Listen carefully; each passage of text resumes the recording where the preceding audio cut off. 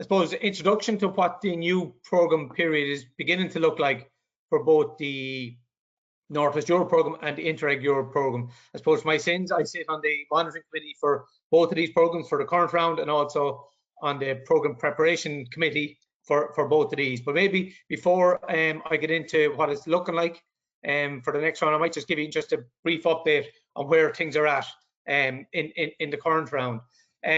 Look, I'll give you a quick background to ETC. I'm sure because you're all sitting on the ETC network, you're probably all very familiar with it, but maybe there might be one or two people who may not be quite as familiar with the whole ETC or European Territorial Cooperation.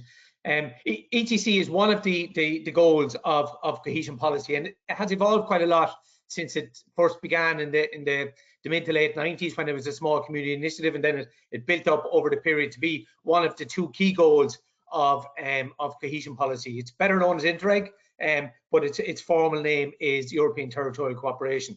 I suppose the overarching goal of ETC is around, I suppose, the economic and social and territorial balance or development across the region, across the entire European Union, and it's built on three main strands. The first one is Strand A, which is the cross-border. So in the Irish context, that involves, in the current round, the Ireland-Wales programme and the Northern Ireland, the North-South, and the Scotland programme. The next strand, then, Strand B, is the transnational strand, and this involves a number of EU member states in each of the programmes. So for Ireland, we have the Northwest Europe programme, we have the Atlantic Area programme, and the Northern Periphery and Arctic. And then Strand C is the interregional programme. So that involves all member states and one or two third-party states as well, like Norway and so on. So this is your Interreg Europe type programme, Interact, or the ORBAC programme, and also the Spatial Policy Support Programme in ESPON. Okay, we're moving on. For the 14-20 period, the programs are built around, I suppose, the 11 thematic areas or the 11 thematic priorities that are set out by the Commission in the regulations, and these equally apply to the ETC programs as they do to the normal mainstream programs. So these are effectively framed or built, if you like, around the smart, sustainable, and inclusive growth agenda. So the orange box is smart, the green boxes is sustainable, and the blue one then is around the inclusive growth agenda. The first two would generally be funded through the ERDF type program. So the regional programs in Ireland are funded by ERDF, so they would focus primarily on the orange and the green box, and then the ESF activity would generally fall under the blue box. And this again equally applies to the ETC programs. So the ETC programs would generally focus in on the research and innovation, information communication, climate change, and so on and so forth, and have the inclusive aspect as kind of a more horizontal type team across the programs. Okay, maybe just give you a quick update on the Interreg Europe programme, where it's at today. I suppose at one level this is probably will be very short and very easy. As I said, this is one of the interregional programs, so it's really focused on policy learning, policy improvement across the region. So it really targets, I suppose, public sector organisations or public bodies that are the owners or implementing or trying to improve the policies, the regional policies that they're involved in. It has a budget of 359 million for the entire period. It's built around four priority areas around research and innovation, the competitiveness of SMEs, environment and resource efficiency, and then the whole low carbon economy. I suppose the very quick update on this is that all the funding is allocated. So after 4 calls, so there will be no further calls for this particular program. I think there's around 200,000 left in the pot, so it you know, there definitely won't be a call for that remaining funding. They might try and utilize it in some other way. Ireland has generally done quite well out of this program, in that there are 43 projects with Irish partners involved. So I don't know the exact number of Irish partners in that just off the top of my head, but again, Ireland has done relatively well from this program to date. In terms of Northwest Europe, Oh, sorry, jumping ahead of myself there.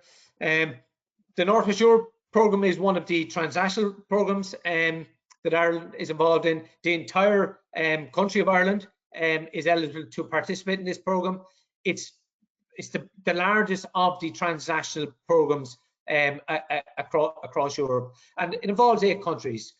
All of Ireland, as I said, involves the UK, Belgium, Luxembourg, and Switzerland as a third country.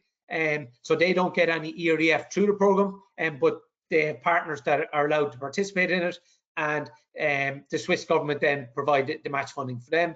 And then parts of Germany, parts of France, and parts of the Netherlands are included in the programme. I suppose because Northwest Europe the Northwest Europe region, or part of Europe, really considers itself to be the powerhouse of Europe in terms of driving the European economy. I suppose the overall ambition of the programme for the current round is to remain to be that key economic player, not only in Europe but in the world, but also to create, I suppose, the region as a better and more attractive place to live and work. It's built around 3 priority areas. The first priority area is around innovation, and this is really about supporting the innovation capacity and competitiveness of the SMEs within the region. The second priority area is around the low carbon economy, and so it's that transition to the low carbon economy. I suppose there are 3 specific objectives, or 3 key areas in this that we're trying to develop. One is around the uptake of low carbon technologies to improve the reduction in the carbon emissions. The second is around, I suppose, the uptake or the development of low carbon strategies.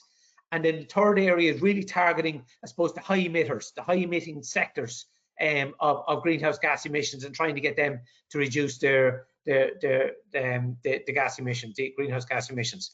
The third priority area then is around resource and materials efficiency, and this is really about, I suppose, moving to the circular economy. So instead of kind of create, use and throw away, it's kind of create, use and reuse, or recycle or repurpose. So that's what that one is about.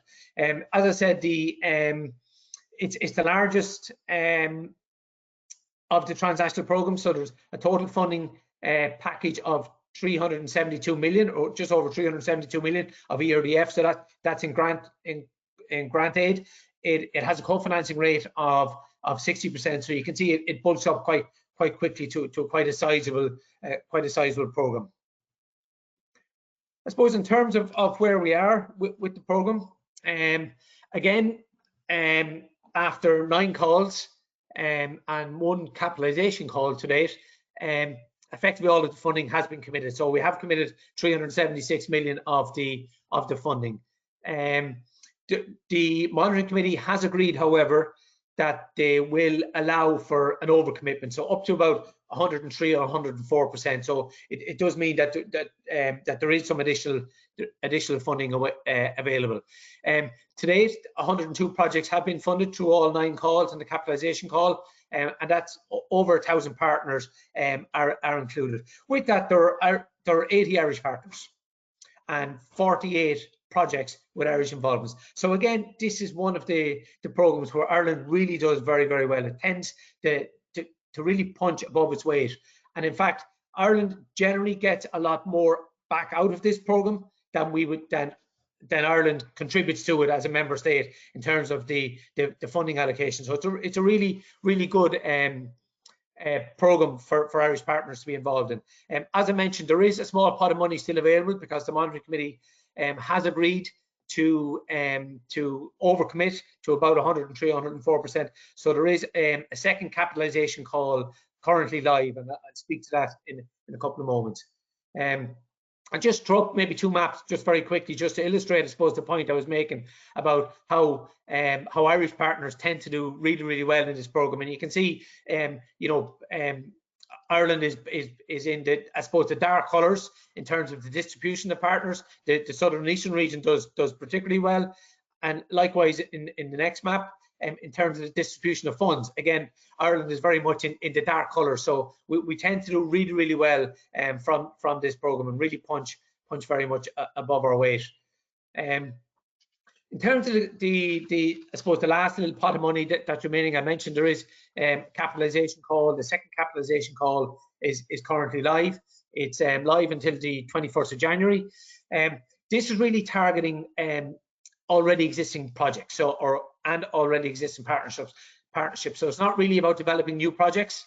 It's about building on projects that have already been up and running, that have demonstrated that I suppose that some of the results have been really beneficial, but there are opportunities maybe to build on those results and to maybe do some extra work. So this could involve projects working with their already existing partnership, but it also allows for new partners to join already existing projects. So in that context, there still is an opportunity, if partners have not already been involved in the Northwest Europe project or program to date, that they could join an existing partnership to help build on already existing results that have been delivered through the program. So it's open to all projects, both open and closed, from calls 1 to 9, which includes the targeted call on renewable energy. I suppose the only ones that can't get additional funding through this call are projects who would have received funding through the first capitalisation call and who are already working on building up or expanding on the results that they've already achieved through the first round. Okay, in terms of the future then, maybe just to give you a quick flavour of what's happening in the future. You will recall that I mentioned the 11 thematic objectives for the 1420. Well, these have been simplified and consolidated into five key areas. So you have a smarter Europe, a greener low carbon Europe, a more connected Europe, a more social Europe, and a Europe closer to its citizens. And again, these are equally applicable to ETC as they are to the mainstream programs. There are 2 additional objectives which are specifically set out for the ETC programs, and these are Interreg specific objectives. So that's Europe, a better internet governance and a safer and more secure Europe. So these objectives can be only applied for the ETC programs, and it is up to the ETC programs if they want to deliver the programs only through these 2 objectives. So they could decide that, look, we feel that our program is better delivered through both of, or either or both of these 2 objectives, but it still means they can target areas in the other 5 policy areas or thematic areas. There is a requirement in the current round for thematic concentration. So it is recommended, or is set out in the regulations, that programs would choose 1 or 2 of the objectives and focus at least 80% of the funding on those, and then leave 20% then maybe for a kind of a catch-all or mop-up for other areas. So there is that requirement to have that key thematic concentration. Okay, just looking at Northwest Europe, I suppose one of the key changes the next time round, and this isn't only for Northwest Europe, but it applies to all ETC programs in which the UK were traditionally involved, that the big gap is that the UK will no longer be involved in the Northwest Europe program or in ETC generally. And this is a decision that the UK government has made, that they have decided that at the moment, they are not anticipating that they will participate in the European Structural Investment Fund programs, and specifically the European Territorial Cooperation. I know from discussions we're having with some of the, I suppose, devolved administrations within the UK, it's not something that they're particularly happy with, and they're going to try and see, is there a mechanism by which they can participate. But at the moment, that's the situation. And look, I suppose from a number of reasons, that'll have quite a number of implications for the program, but I would also say for Irish partners. When you look at the number of projects that Irish partners were involved in the last time round, I would say somewhere in the region between 60 and 70% of those projects also involved UK partners. And it's not just because they're our near neighbours, but it's because they tend to be strategic partners. So that'll have an implication. The other big implication it will have is that in the 14-20 period, the UK contributed about 33% of the budget to the programme. So whilst it was the largest transnational programme the last time round, The UK contributed 33% of that. So without the UK involvement, there will be a massive hole in the budget. So there are currently discussions ongoing within the programme development committee around how that hole might be filled. You know, and if it is to be filled completely, it would mean quite a sizable increase from all of the other member states. And I'm not sure that I suppose everybody is in that space to fill that gap. So we are looking at other mechanisms, maybe to look at how the gap might be filled net of what the UK partners got. So that might be an easier hole to try and fill. So those discussions are very much underway. I suppose the other key change to the geography is that Switzerland has decided not to participate as a partner state in the next round. And now that doesn't have an implication on the ERDF, but I suppose it probably has an implication in terms of the types and numbers of partners that may be involved in the next round. As I said, the planning is very much underway. It started back in early 2019. A task force has been established involving all of the member states, the participating member states, and to start putting the program together.